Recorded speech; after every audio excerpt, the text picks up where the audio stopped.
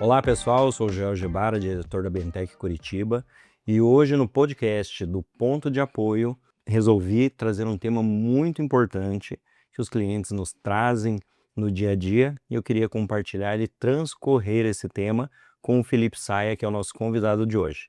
Felipe é arquiteto em Curitiba, é o parceiro da Bentec já há bastante tempo, já virou meu amigo, e hoje a gente vai discutir um pouco sobre o dia a dia dos nossos clientes. Seja muito bem-vindo. Obrigado, Joel. Obrigado por ter convidado para mais uma rodada aí de um bate-papo interessante, gostoso, falando sobre alto padrão, que hoje em dia é um tema bem polêmico, né? É isso aí. Então hoje a gente vai conversar um pouco o que define realmente o que é alto padrão, o que é luxo e como o cliente de alto padrão se comporta. Então já começando com uma pergunta, o alto padrão não é caro, o alto padrão é raro. O que transforma um projeto caro em um projeto realmente raro? Ótima pergunta, hein? É, Bom, hoje em dia eu vejo que as pessoas têm falado bastante a respeito do alto padrão e usado muito esse termo, né? Mas eu vejo que existem diferenças entre alto padrão e alto luxo, né? E principalmente nessa questão de você conseguir adequar isso e realmente transformar um projeto em alto padrão ou alto luxo, existem três pilares que eu vejo que não podem ser descartados de maneira nenhuma no projeto. O primeiro pilar é a questão da história. O segundo é a parte técnica, é a parte de infraestrutura. E a terceira é a essência. Se a gente consegue unir esses três pilares com a cola, que é a arquitetura, eu vejo que a gente consegue realmente um resultado de alto padrão. Não só sobre o custo, não só sobre os materiais que estão sendo usados ali, mas esses três pilares bem empregados desde o começo até o final da execução da obra, com certeza a gente consegue um resultado de alto padrão. Ótimo. E na verdade, é essa confusão que eu vejo que o mercado não traz com muita clareza. As pessoas acham que a definição do alto padrão é pagar o mais caro, e nem sempre é o mais caro, né? Às vezes é a personalização. E não é somente, o valor empregado em uma matéria, um acabamento. E aí a gente começa a transcorrer e essa é a confusão que eu acabo vendo é alto padrão ou é luxo, né. Então, qual é a classificação que o mercado, pontua entre o alto padrão pro luxo na tua visão? Ótima pergunta. O alto padrão ele é muito utilizado hoje no meio comercial, né? Então o pessoal vai vender uma casa, não, essa casa é de alto padrão, essa casa foi utilizado o porcelanato X, foi feito com a marca XYZ. Mas eu vejo que a grande diferença entre o alto padrão e o alto luxo é que o alto padrão ele tem a necessidade do reconhecimento, ele tem a necessidade que você pontue isso. E o alto luxo não, ele é silencioso. Então você entra num lugar que realmente é requintado, você sente. Você sente pelo nível do acabamento, pelo nível da execução, pelo nível do cuidado com os detalhes em si. Obviamente, você vê um material mais elaborado, um material mais nobre, ele também pode conferir, mas não pelo fato dele ser caro, porque ele foi empregado numa condição excelente, né? Foi empregado com muito cuidado. Então, esse material nobre combina com aquele outro material que talvez não seja tão nobre. E eles todos foram colocados ali por conta de um partido de projeto que previu uma história, previu uma essência. E a mesma coisa vem com, por exemplo, um mobiliário assinado. Não é só pelo fato dele ser assinado, mas o mobiliário tem que contar uma história. E ele vem muito para agregar dentro do valor de alto luxo. É por isso que o que eu vejo, a minha opinião, né, quando a gente entra em alguns espaços, a gente sente aquele refinamento, aquele requinte, às vezes a gente não consegue diagnosticar de onde vem. Mas claramente é por conta do cuidado com o detalhe, do cuidado da criação e com detalhe também, com cuidado também da parte da escolha dos executores, de quem vai executar, se tem um know-how, se é realmente alguém preparado para isso. Ótimo, ótima definição.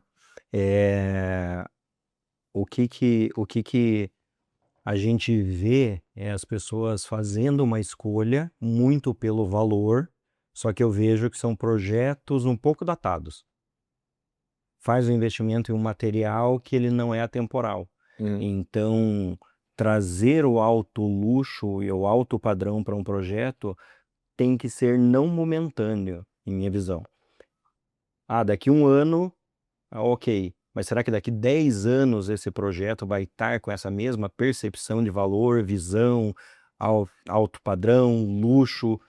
como conciliar isso?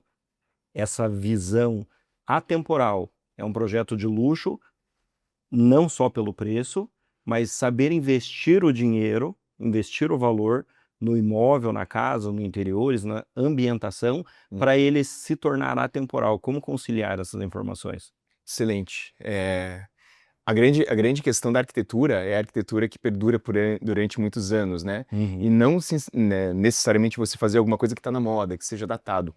E eu vejo que muita gente hoje vem, né, principalmente com relação à conexão da parte das mídias sociais, né? Nossa, eu vejo isso direto na mídia XYZ, e é tão legal, eu acho que é bonito, só que tem que tomar muito cuidado, porque a questão da arquitetura, que é mais efêmera, justamente a questão da arquitetura datada, ela é datada porque ela não tem uma base. Então você cria algo olhando, por exemplo, para o lado, olhando para o vizinho, né, achando que aquela casa, aquela solução, aquele apartamento está muito bonito hoje, só que daqui 2 anos ele vai sair de moda, porque ele não tem base, ele não tem essência. E aí eu vejo que a gente cai lá no início da nossa conversa, que são aquelas 3 questões básicas, né? História, essência, alma da arquitetura e a parte técnica, a funcionalidade.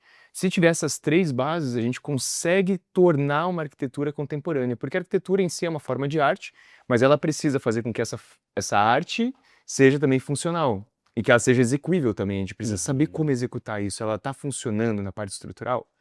Então, a grande questão é, a arquitetura datada hoje, ela vem nessa vertente comercial, de venda, etc., mas ela não perdura porque ela não tem base. Eu vejo que daí não é uma arquitetura essência, né? Você não está desenvolvendo aquela arquitetura para quem vai morar. Você está fazendo aquilo como uma cópia do que você viu, que você achou interessante, você acha que a sociedade aceita.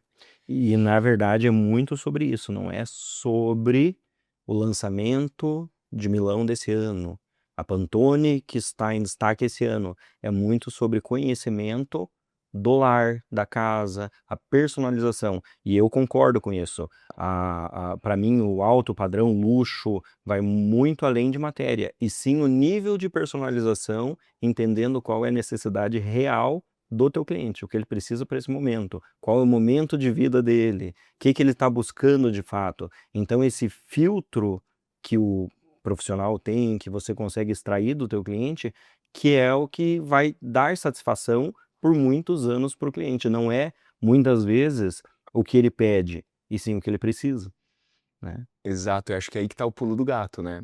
Então, quando o cliente chega, obviamente todo mundo quer uma casa bonita, legal, né? Ou às vezes algumas pessoas estão querendo ter aquela ostentação, né, de ser a casa mais bonita do condomínio. Mas a grande questão da arquitetura é você diagnosticar exatamente como você falou.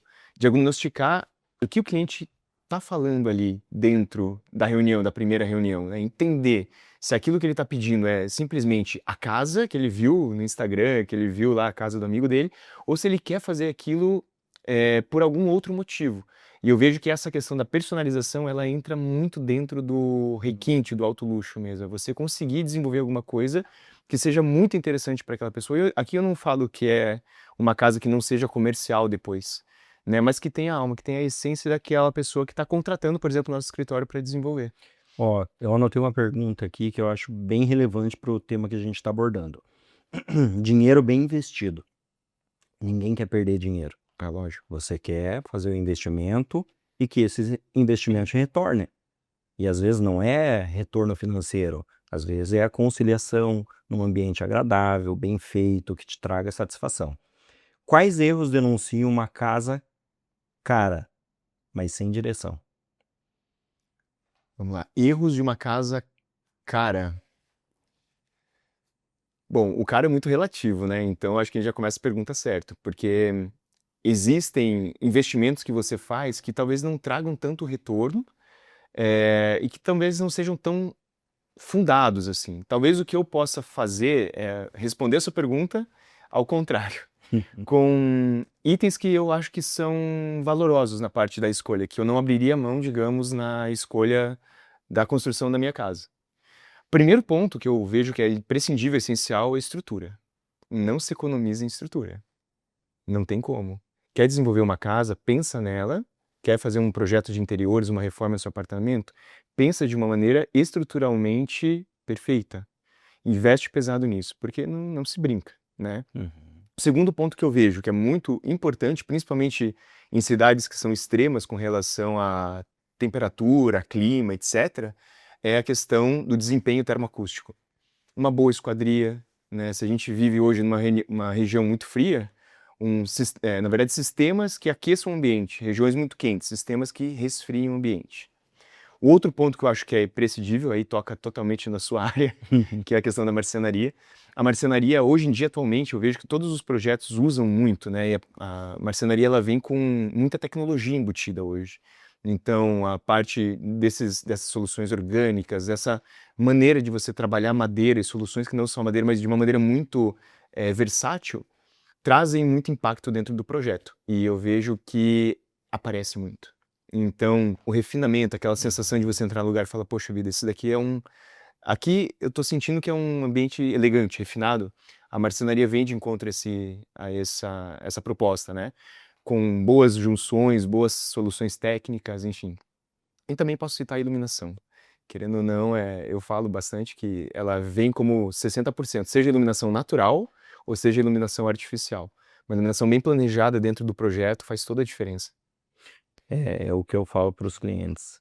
A gente vende a marcenaria, tem todo o cuidado em entregar o melhor, mas a marcenaria por si só, ela não vai fazer milagre. Quer ter um efeito casa-cor, tem que ter um profissional por trás fazendo toda a integração de leitura da iluminação, ambientação, as texturas, acabamentos, para que tenha esse volume de aconchego, né? Então a marcenaria acaba trazendo, obviamente, o maior volume de uma casa. Então você projeta revestimentos, tudo que vai compor ali o maior volume. E não é só a entrega do material, obviamente que as lojas, as grandes lojas vão te trazer segurança, longevidade e durabilidade. Mas o que vai dar o acabamento final é a equipe que está trabalhando ali no dia a dia, né? São as pessoas envolvidas dentro de um processo. Então, por isso que a gente tem todo esse cuidado, porque o alto padrão vai determinar desde a produção, que é industrial, Parque Fabril. Hoje a Bentec tem quase 70 mil metros quadrados de Parque Fabril, uma estrutura gigantesca, e contempla o que há de melhor para entregar bom acabamento às peças. Ponto. Saindo de lá, tem toda uma equipe que está nos bastidores que muitas vezes as pessoas não enxergam, né? Vem tudo pronto e acham que é fácil, é rápido, e não é. Existe preparação para essa equipe, existe acompanhamento, os montadores têm que ter conhecimento técnico, têm que ter maquinário, ferramenta também para fazer um acabamento fino dentro da obra. Então, se for a marca mais qualificada do mercado e não tiver uma boa execução, uma boa mão de obra de pessoas trabalhando para que isso funcione, todo bom acabamento e o alto padrão vai pelo ralo. Então, sai com bom acabamento de maquinário, precisão, cortes, quadro, colagem, aderência, boas ferragens. Mas se colocar um terceiro para fazer a execução, tudo que foi construído vai pelo ralo. O que você acha dessa? Faz todo sentido, né? Pensando em projetos, às vezes no escritório que nós desenvolvemos, projetos que envolvem aí 80 disciplinas diferentes. Se a gente consegue pegar 80 disciplinas, 80 parceiros, 80 fornecedores que são extremamente bons no que desenvolvem, extremamente técnicos, obviamente a gente vai conseguir um resultado muito mais refinado, muito mais requintado. Isso reflete diretamente na questão da definição do alto padrão e do alto luxo, né? Então, quando você chega numa casa e você vê que tudo foi muito bem feito, que as etapas, as disciplinas conversam entre si, que você consegue ter essa conexão entre serviços, obviamente o resultado final fica maravilhoso. O que acontece é que às vezes, né, existem aqueles fornecedores que entram, né, às vezes não tem um preparo técnico tão grande e com certeza isso impacta diretamente no acabamento final. Isso é fato, concordo 100%. O que eu percebo também, que todos querem ter sucesso, enfim, dentro, não financeiro, mas dentro das tuas áreas, né? E eu sempre fui muito defensor do treinamento constante, repetição dentro da empresa, né? Um atleta, digamos, de alta performance, ele treina 3, 4, 5, 10 anos para correr 8 segundos e conseguir conquistar um prêmio. Mas é só 8 segundos, né? É só aquele momento. E às vezes as pessoas não pensam dessa forma, elas querem ter sucesso, mas quantos estão dispostos a se preparar para entregar excelência para os clientes? Uhum. Quantos estudam o cliente, o público-alvo, o comportamento, onde esse cliente transita? Porque muitas vezes a gente só tem uma oportunidade de fazer bem feito, Uhum. né? Como que você trata isso, essa equação de treinamento, desenvolvimento da equipe no dia a dia? Eu sei que você tem uma equipe grande e a gente acompanha o teu trabalho já há muitos anos e vê que tem um padrão e excelência. Como que você leva isso para a tua equipe? É uma pergunta muito legal, porque realmente o treinamento, ele é muito importante, mas o percurso no desenvolvimento de uma empresa em si, a gente sabe que é longo, né? Então a gente vai aprendendo com os erros e acertando e melhorando, dando um salto muito grande com relação ao tempo que vai passando. Então, dentro do escritório, eu tenho muita sorte porque realmente a nossa equipe é muito boa. Cada um que está ali, cada arquiteto que está ali, enfim, cada estagiário que está ali, são pessoas que estão muito comprometidas dentro do escritório. Mas a grande questão é que quando a gente começa um projeto no escritório, o foco principal é o cliente, realmente. Porque se a gente defende que o projeto tem que ter uma alma, tem que ter uma essência, tem que ter uma história. Essa história é a do escritório ou é de quem vai morar ali, né? Para quem a gente está fazendo isso? E eu vejo que essa cultura interna do foco no cliente, de atender o cliente bem, de entender o que ele quer, primeiro de tudo, conhecer o cliente para depois começar o processo de produção, é essencial. Então, obviamente, num processo de projeto, de desenvolvimento dentro de uma obra, a gente sabe que vão acontecer problemas, que em algum momento a gente vai ter que desenvolver. Então, a gente atua muito mais na área de facilitar para o cliente, de ser um facilitador, de ser uma empresa que acompanha esse cliente, não apenas de projeto. Projeto, na minha opinião, é consequência. A gente vai fazer um projeto baseado no que a gente entende dele e a forma como a gente vai conseguir tornar esse processo de construção para ele mais leve, mais tranquilo. Uhum. E aí a nossa cultura dentro do SAI, ela gira em torno disso. Então as coisas ficam fáceis, porque quando acontece alguma coisa, geralmente a gente já previu uma solução. A gente já conversou com o cliente, já deu o suporte correto. E aí entra a parte de treinamento da parte técnica, que na minha opinião isso é o essencial, assim, eu não coloco como algo a mais, é o básico que a gente precisa saber. A nossa parte técnica de desenvolvimento de um projeto, de um desenho técnico, é básico. Agora a questão de atendimento, da conexão, de você entender e transmutar aquilo que está na cabeça do cliente, assim, né, para um papel, aí sim é uma outra Ter essa coisa. sensibilidade, né, para conseguir absorver o que muitas vezes o cliente não consegue falar. Ele não consegue expressar o que ele está pensando. Sim. E o profissional tem que ter essa sensibilidade para ir fazendo as perguntas certas e conseguir extrair para que depois dessas informações você entregue o que ele espera como projeto. Eu acredito muito nessa longevidade de qualquer tipo de empresa com capacitação e treinamento. Às vezes as pessoas acabam absorvendo muito todo o escopo de trabalho porque não confia na equipe. Uhum. E aí é centralizador, Sim. né? Eu falo porque eu já fui centralizador. Eu queria fazer tudo e eu queria que as pessoas em volta fizessem o mesmo, e não é assim que funciona. Uhum. Você não con A gente tem essa mania de se projetar em outras pessoas, e quando você se projeta, você cria uma expectativa, Uhum. e você quer repetição. Você faz, a pessoa tem que fazer, não é por aí. E eu aprendi que a gente consegue delegar e confiar desde que você treine e capacite o teu time. Uhum. Então capacitou, você consegue confiar. É assim que funciona. A gente só confia depois que a gente mostra o caminho, o passo a passo, e aí confia que essa pessoa vai fazer com a interpretação dela, do jeito dela. E tudo isso funciona, pelo menos para nós, com a Bentec aqui já há 12 anos em Curitiba, vem funcionando.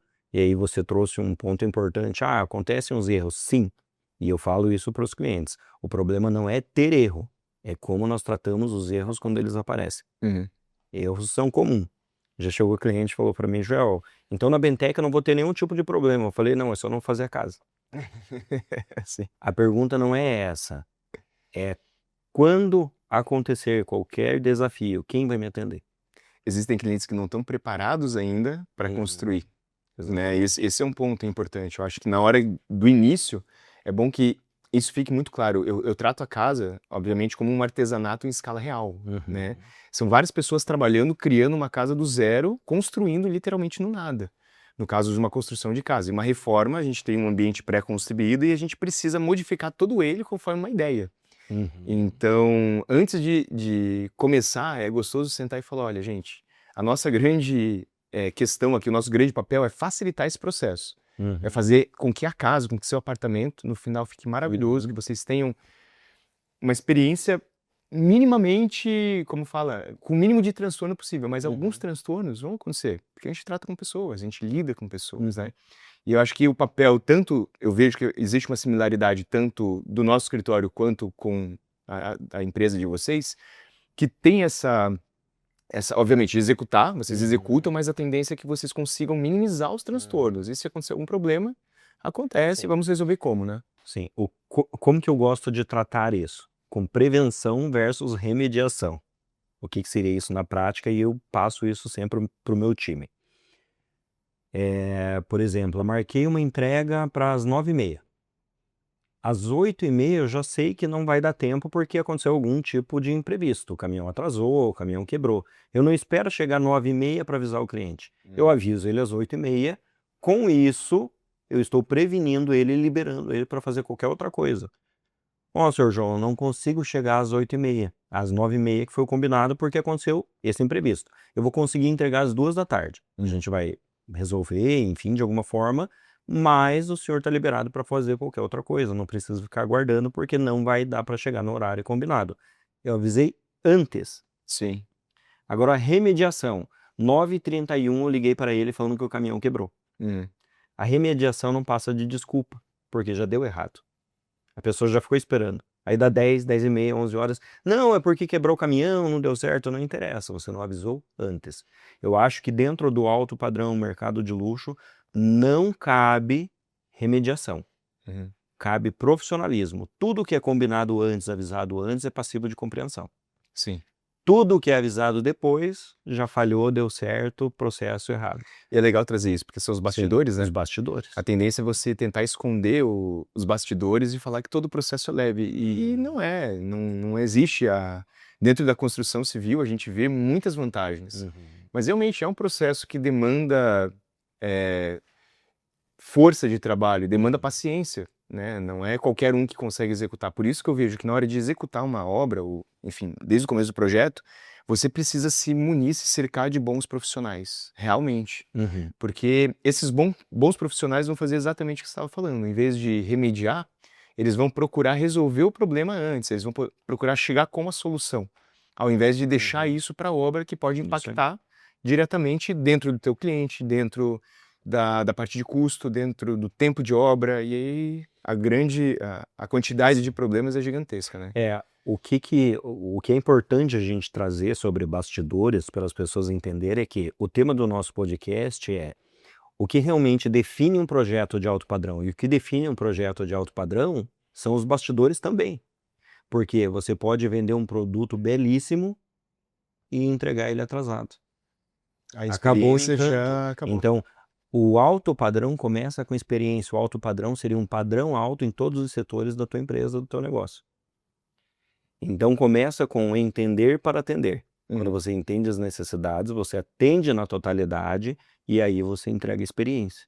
Então quais são as experiências que a tua empresa proporciona? Desde a abordagem positiva. Eu falo pro meu time que o cliente ele tem uma percepção positiva ou negativa nos primeiros 3 segundos, de forma inconsciente. A gente já faz essa leitura e tem essa percepção sobre uma pessoa. Então o que a tua imagem passa para o teu cliente se você não tiver a oportunidade de abrir a boca? Você está preparado para atender um cliente de 1 milhão, 2, 3, 4, 5, 50, 10, enfim, não importa o valor. Uhum. Se o teu horário é das 9 às 18h30, se o teu cliente entrar às 9 em ponto, você já está preparado para atender ele com a tua melhor versão? Uhum. Porque às vezes o cliente chega às 7h30 também, você está preparado? Sim, Mas assim, eu nem vou tão longe, né? Se a gente colocou um horário na fachada, Hum. o mínimo é você estar preparado. E tem pessoas que não estão. pessoa chega 9 horas aí que ela vai se arrumar, pentear cabelo, se maquiar, tomar cafezinho, para descer 9h30, 10 horas. Tudo isso eu vejo que é cultura comportamental dentro da empresa. Como que está a cultura comportamental para daí sim a gente falar sobre luxo, sobre alto padrão, sobre atendimento, satisfação do cliente, comportamento do cliente, pós-venda. Tudo começa com a primeira abordagem. Senão você não consegue nem ter uma sequência de fechamento. Às vezes a pessoa não está fechando negócio, não está atendendo o cliente, não sabe por quê. Está começando com um comercial, com atendimento inicial. Quais são as experiências que a tua empresa proporciona? Eu já fui no teu escritório algumas vezes e vi que vocês têm todo um cuidado com a experiência do cliente, com atendimento ao cliente. Como que você criou essa cultura comportamental dentro do teu negócio? Cara, sentimento real. E a Lívia? Na verdade, assim, quando a gente tem o privilégio de receber alguém no escritório, é muito gostoso, e eu não falo isso tentando ser poético, né? É muito interessante, porque a pessoa viu o escritório, conheceu o trabalho, teve uma jornada, um percurso conhecendo para chegar lá.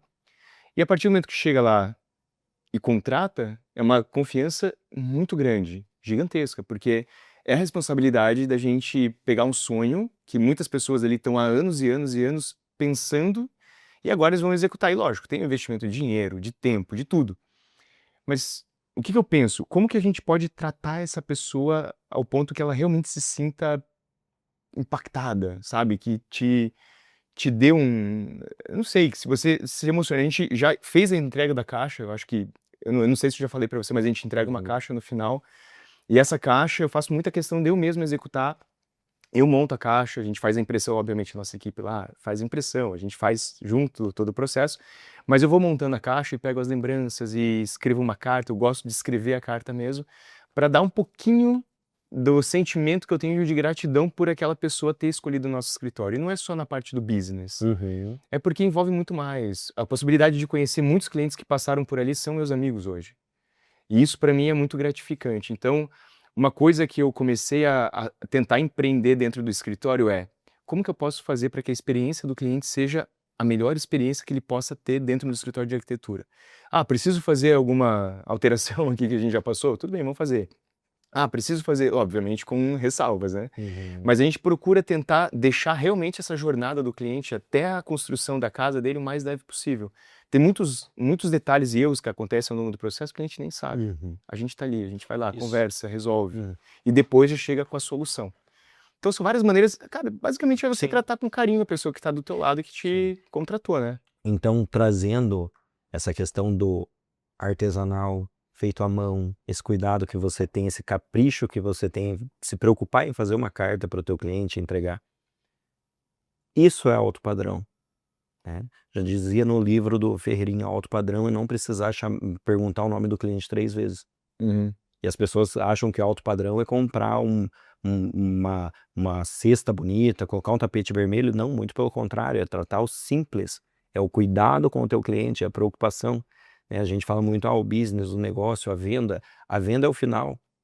E isso eu instruo minha equipe: não pense na venda, pense em servir. Se você servir o teu cliente, entender as necessidades dele, a venda vai ser a consequência, porque o poder de decisão do cliente não está na nossa mão. O poder de decisão de fechamento está na mão dele. A compra está na mão dele. O que está na nossa mão? A construção. Então não adianta focar no final, a venda é o fim. E o atendimento é o início. E a gente precisa percorrer e pavimentar esse caminho, para daí sim ele decidir por qual empresa ele se identificou mais.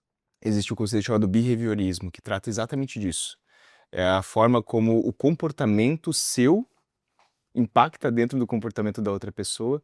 E é muito interessante, porque dentro desse conceito a gente tem um outro conceito que é o ganha-ganha, né?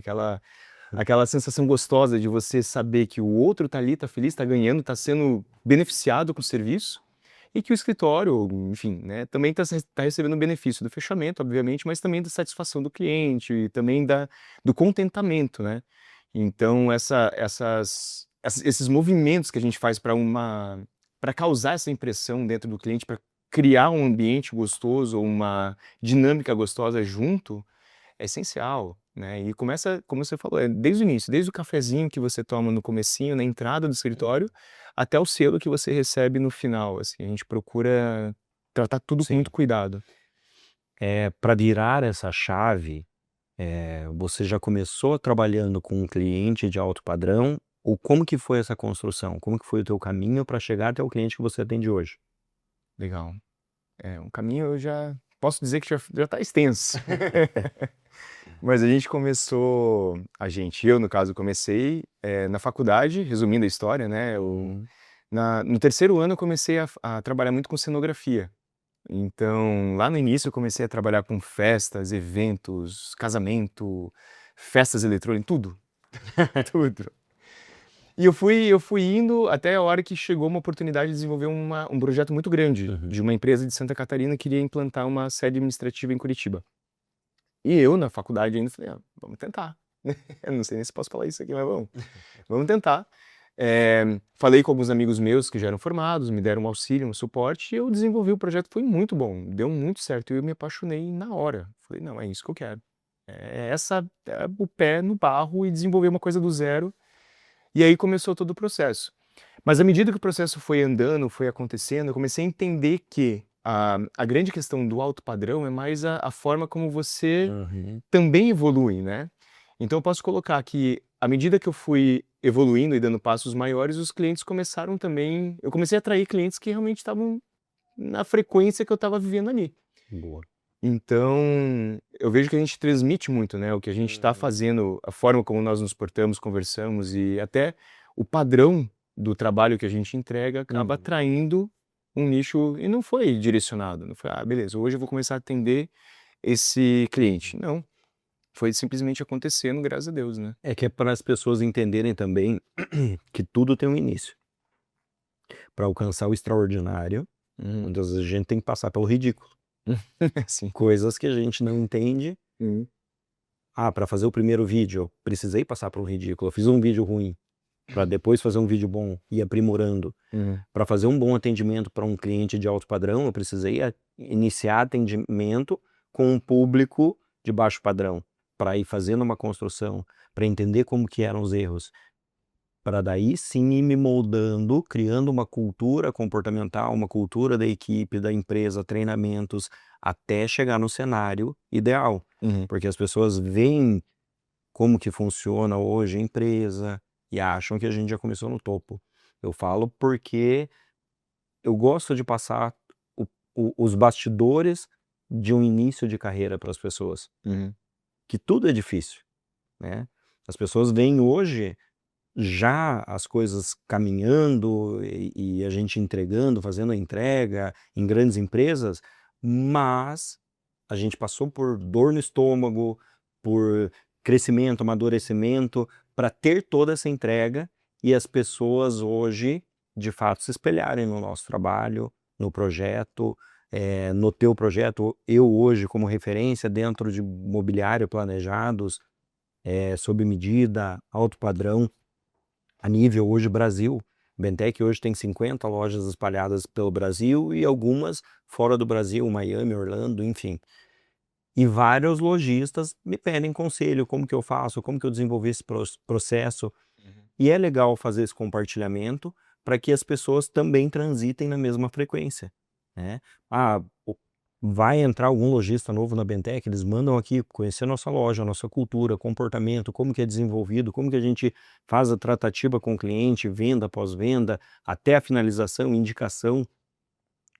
Como que foi dentro da tua empresa essa construção também, que hoje eu sei que você é uma referência dentro do segmento, e como que você transmite isso para outras pessoas? Você consegue passar essa frequência de construção e entrega, mostrando os bastidores? Como que você faz isso?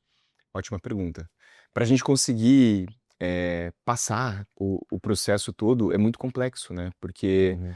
cada projeto envolve uma complexidade diferente. Às vezes você fazer um projeto X ou um projeto Y na mesma metragem muda totalmente a realidade porque muda o cliente. Uhum. Então, clientes têm desejos diferentes, né?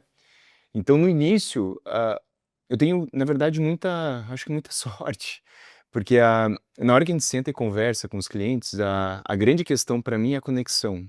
Então, existem clientes que realmente sentam ali, eles estão com uma expectativa diferente. E muitas vezes a gente não dá seguimento até na apresentação do orçamento, porque a gente vê que não combina com o que a gente defende dentro da arquitetura. Mas não por conta de valores, por nada. Às vezes é aquela pessoa que, como eu falei no início, ele não está preparada para uma obra. Porque a obra ela precisa ter esse jogo de cintura. Então, sempre eu coloco, olha, a gente vai acompanhar vocês no processo. A tendência é colocar vocês numa parte leve disso tudo. A gente não quer que vocês participem da parte do backstage, né? Mas os bastidores existem, né? Eu gosto de colocar muito, olha, a gente vai passar por algumas dificuldades, a gente está aqui para auxiliar vocês. E atualmente todos os nossos clientes têm aceitado isso muito bem e a gente tem construído muitas casas. Não é à toa que nos últimos 5 anos a gente já passou, acho que de 300 ou 320 projetos. Nossa. De casas, né? Casas e apartamentos. A gente faz a parte hoje lá no escritório residencial, essencialmente residencial. Então, a gente teve um crescimento muito grande, obviamente por conta dos clientes, né? Um agradecimento muito grande, mas porque eu procuro sempre deixar tudo muito aberto, né? Olha, gente, acontece dessa maneira, a gente está aqui e vai ajudar vocês. Não importa como, o que aconteceu, mas a gente vai estar com vocês ao longo do processo. Não é só fazer um projeto bonito, é fazer com que esse projeto bonito seja executado com todo o processo de encantamento do cliente, que era o que a gente estava falando, se mantendo aqui em cima, acontecendo o tempo todo, né? E voltando para o alto padrão, tem como fazer um alto padrão investindo certo, digamos, não investindo muito? Não estamos falando de luxo. Como que a pessoa tem alto padrão, conforto dentro de casa, boa combinação, investindo certo? Investimento certo. Eu acho que você tocou no ponto correto, assim. O investimento certo não quer dizer que é o investimento alto, né? Ele pode ser distribuído. Primeiro ponto, eu vejo que o projeto é essencial. Você fazer um projeto alinhado com a tua expectativa de gastos, de valores, de tempo, de prazo, é essencial para que você tenha uma preparação, que o cliente tenha uma preparação. Segundo ponto, com um projeto muito bem feito, muito bem estruturado, a gente tem que fazer um detalhamento muito bem coerente com o que está sendo desenvolvido, que a gente está propondo. E o outro passo, que é a parte de execução, é se blindar com bons fornecedores. Realmente. Aí realmente muito difícil você conseguir executar uma casa ou executar uma reforma sem você ter uma boa empresa te auxiliando na parte executiva, seja na parte de construção, seja na parte de marcenaria, na parte de pintura, de gesso, de iluminação, de revestimento cerâmico, de piso, são muitas disciplinas. E quando você tem vários bons fornecedores te atendendo nessas muitas disciplinas, as chances de acontecerem erros são muito menores. E quando acontecem, esses parceiros conseguem ajustar entre si também. E aí o teu resultado é uma casa excelente, uma casa que transmite esse alto luxo. Até porque essa ajuda mútua ajuda muito contribui muito na parte de detalhamento final, de execução, né? Sim. Então isso está muito linkado à escolha também do profissional. Total. Porque muitos clientes ainda ficam na dúvida se contratam um profissional para fazer um acompanhamento, projetos, ou eles seguem sozinhos as etapas. Eu sempre recomendo a contratação de um bom profissional. E eu queria que você falasse um pouco sobre isso. É interessante, né? As pessoas contratam arquitetos e não utilizam os arquitetos. Elas querem que executem exatamente o que está ali. E, obviamente, o nosso papel é transmutar isso, mas colocando o nosso know-how técnico de anos e anos e anos de trabalho dentro. E auxiliando o cliente a executar. Então, o que eu posso falar dessa parte? A contratação do projeto é o primeiro movimento do cliente. Então, às vezes, o cliente olha e fala, poxa, mas vou pagar esse preço agora?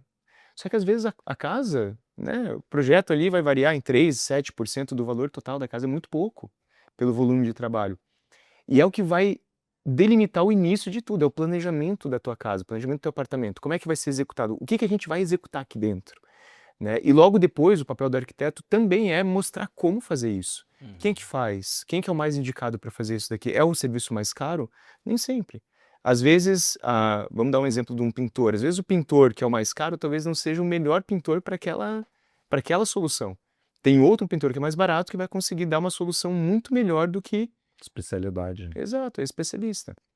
E a gente, por ter passado muito, ter trabalhado muito, ter acompanhado muitas obras, a gente tem um feeling, a gente já tem esse sentimento, o arquiteto já tem isso. Então, eu vejo que o escritório ele vem muito para somar dentro da construção. Você pode construir 100? Pode, mas com certeza você vai passar por muitos perrengues que você não Uhum. precisaria. E a grande questão da obra, da construção civil, é que os perrengues, os erros, eles são totalmente atrelados à parte A financeira. gente, enfim, eu acompanhei, trazendo agora o que ocorre um pouco nas redes, eu acompanhei a casa do primo Thiago rico, Negro, lá, Thiago Negro, o primo, e a Mayra Card. isso. Ali está um exemplo claro de potencial de investimento com falha na execução. Eles têm dinheiro para investir, mas com uma execução errada, time errado, algumas escolhas erradas. E aí está um ponto de reflexão legal para a gente trazer para o pessoal, que nem sempre é só investimento. É a escolha e saber time de execução. Muitas vezes quiseram atravessar e só colocar o dinheiro na frente. Não é o dinheiro, é saber aonde alocar o teu recurso. Se fosse dinheiro, até seria bem mais fácil, né? Sim. Às vezes você tem o dinheiro para investir, você contrata alguém que não é aquele profissional especialista naquela área, e a dor de cabeça vai ser muito maior, porque aquele serviço que você contratou, aí sim fica caro, Uhum. né? Aí vai ter que refazer. Uhum. Então, a experiência da obra, eu acho que ela Uhum. ajuda muito na questão, obviamente, financeira, mas toda a questão do estresse, do percurso da obra, né? Tornar a parte construtiva da arquitetura algo leve ainda. Eu acho que esse é um ponto que a gente tem que ainda bater, Uhum. que é possível, é difícil, mas é E possível. trazendo uma reflexão também para o pessoal que uma casa cara impressiona na primeira visita. Uma casa de alto padrão continua impressionando depois de 10 anos. Então é sobre isso, não é sobre preço. Então eu queria agradecer o pessoal, a gente já está chegando na reta final, já chegou. Agradecer o Felipe pelo tempo, a gente sabe que o tempo está cada vez mais escasso, cada vez mais corrido, parece que a gente só tem 6 horas por dia, Graças a Deus. porque está assim, sim. É porque a gente está envolvido no que nós fazemos, né? Então a gente acaba não vendo o tempo passar. Agradecer a Renata que nos acompanha, o pessoal que está fazendo o trabalho de filmagem, foi muito legal o bate-papo. Agradeço muito também, obrigado, gente, obrigado pelo convite, gostei muito de estar aqui com vocês, obrigado pelo convite, Joel, foi excelente. São vários temas que são muito interessantes da gente tocar, eu acho que trazer isso para o público, né, sejam arquitetos ou não arquitetos, é muito rico. Uhum. E mais uma oportunidade que o ponto de apoio tem nos dado, É verdade. né? Em trazer o lojista, o profissional, né? Nós, lojistas em Curitiba, você profissional da área, para conflitar ideias, trazer as ideias, compartilhar o nosso dia a dia, é muito legal, muito importante para nós isso. Excelente, muito obrigado, obrigado ponto de apoio, obrigado pessoal por tudo e excelente Até o conversa. próximo. Um abraço.